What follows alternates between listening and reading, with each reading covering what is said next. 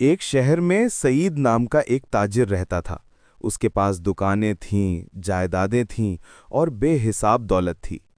لیکن ایک چیز اس کی زندگی سے غائب تھی: نماز۔ سعید کہتا تھا، میرے پاس اتنا کام ہے، اتنی مصروفیات ہیں، نماز پڑھنے کا وقت ہی کہاں ہے؟ وہ یہ سوچتا کہ جب بوڑھا ہو جاؤں گا تب نماز پڑھ لوں گا۔ وقت گزرتا گیا، دولت بڑھتی گئی، لیکن سکون کہیں کھو گیا۔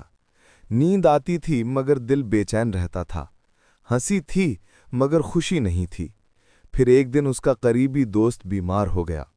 حالت اتنی خراب ہوئی کہ ڈاکٹر نے جواب دے دیا۔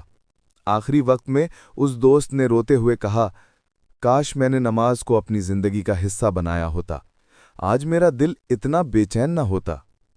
یہ الفاظ سعید کے دل پر بجلی بن کر گرے۔ اس رات وہ سو نہ سکا۔ صبح فجر کی اذان ہوئی تو پہلی بار اس نے مسجد کا رخ کیا۔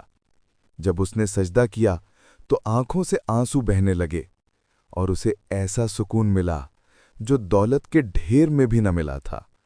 سبق: نماز صرف عبادت نہیں بلکہ سکون دل اور زندگی کا اصل سرمایہ ہے۔